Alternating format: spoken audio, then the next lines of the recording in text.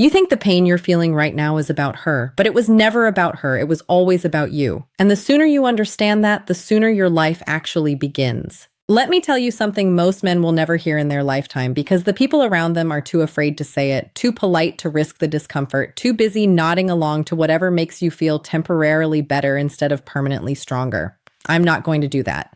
I'm here to tell you the truth, the hard kind, the kind that stings for a second but heals for a lifetime. And if you're the kind of man who needs that, who is ready to stop bleeding quietly and actually rebuild, then hit subscribe right now. Not for me. For yourself. Because what I'm about to lay out for you is the kind of clarity you're going to want to come back to. You're going to need these reminders. This channel exists so you don't forget who you are when the world tries to make you forget. Subscribe.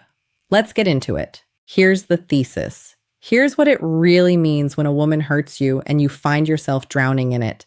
It means somewhere along the way you stopped being the source of your own life and you handed that power to someone else. It means you built a world where one person's actions could determine your entire internal weather. It means the foundation cracked long before she walked through the door.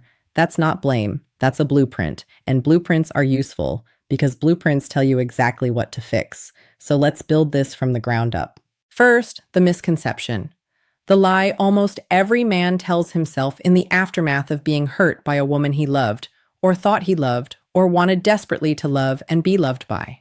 The lie is this. You tell yourself that if she had just been different, if she had just stayed, if she had just chosen you, everything would have been fine.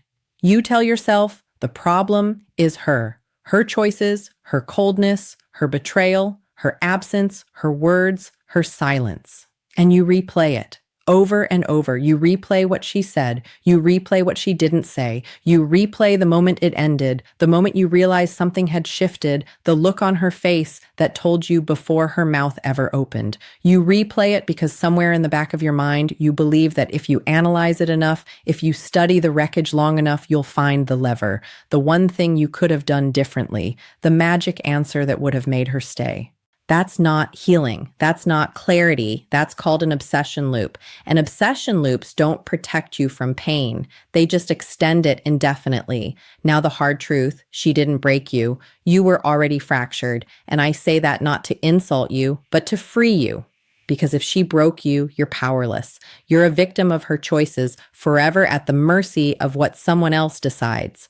But if the fracture was already there, if the fragility was pre-existing, then you have something extraordinary. You have agency. You have a problem you can actually solve.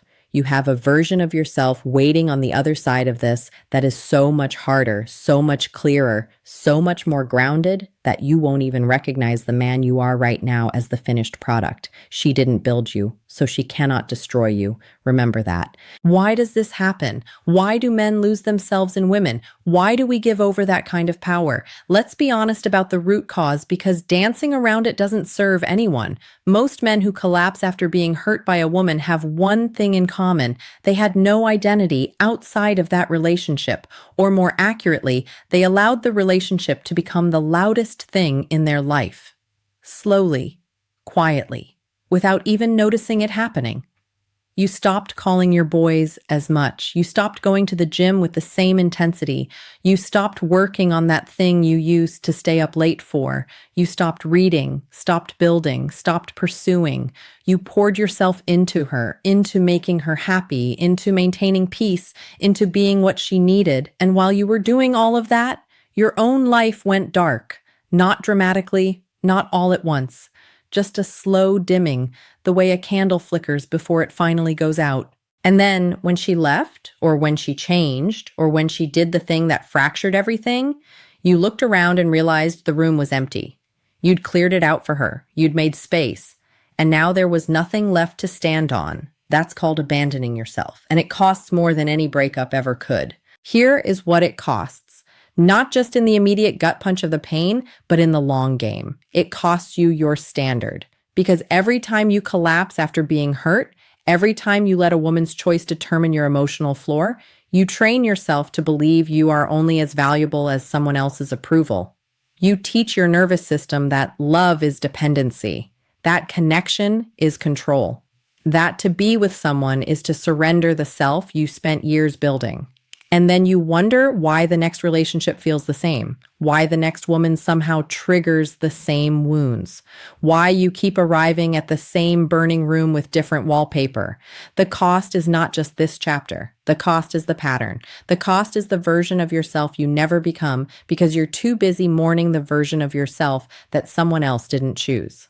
Stop mourning that version. That version was incomplete anyway. Now, here is the reframe. The one that changes everything if you let it land. You were not rejected, you were redirected, you were not abandoned, you were returned to yourself.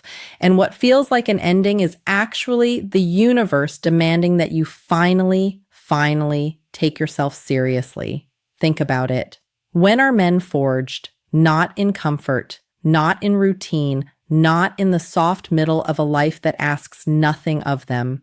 Men are forged in fire, in loss, in the moment where everything they thought was solid proves to be sand and they have to decide right there in the rubble who they are going to be. This is your moment, not your lowest point, your activation point. The difference between those two things is a decision, and you are capable of making it. Let me paint you a picture. Let me describe the man who comes out the other side of this, right? Because you need to see him clearly. This man does not spend his nights scrolling through her social media. He does not check who liked her posts. He does not drive past her apartment. He does not engineer situations to run into her. He does not send the text. Not the angry one, not the vulnerable one, not the I just want closure one that is really just an attempt to reopen a door he knows is shut. He does not do these things, not because he doesn't feel the pull, but because he has something more important than momentary relief. He has respect for himself. And self-respect is not a feeling. It is a practice. It is a series of choices made in the dark when no one is watching and no one will ever know, where you choose dignity over desperation, silence over begging, forward motion over backward spiraling. This man wakes up at a time that serves him, not a time that punishes him. He moves his body, not to distract himself from the pain, but to transmute it, because there is something in physical effort that metabolizes emotion the way nothing else can. He does the work he has been putting off. He calls the friend he's been neglecting. He finishes the project. He starts the thing. He shows up. Not because he has healed completely, not because the ache is gone, but because he has decided that his life does not pause for pain. His life happens through it. He is not cold. He is not closed. He is not a man who has decided women are the enemy or that love is foolish. He is a man who has decided that the next woman who earns his presence earns it for real because he is not giving it away for free anymore. He is not available to everyone. He is selective. His attention is not a default setting. It is a privilege, and he knows the difference between a woman who calls to his better self and a woman who calls to his wounds.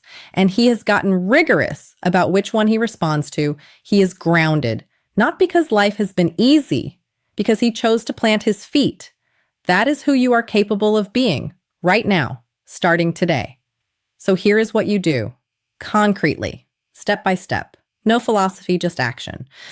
You stop the replay. Every time your mind goes back to what she said or what she did or how it ended, you catch it, you name it, you say out loud if you have to, that chapter is closed, and you redirect your attention, not to suppress it, not to bypass the feeling, to refuse to live inside a memory that has no power over your future unless you keep inviting it in.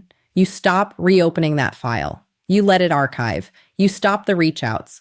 Cold. No texts, no calls, no just checking in, no social media surveillance. Absence is not cruelty. Absence is dignity. Distance is not weakness. Distance is the space in which you remember who you are. Every time you reach out to her, you are telling your subconscious that she is the answer. And she is not the answer. She was a chapter. Chapters end. Stories continue. You redirect the energy. Every hour you used to spend thinking about her, you spend on something that builds you. Not perfectly, not all at once, but consistently.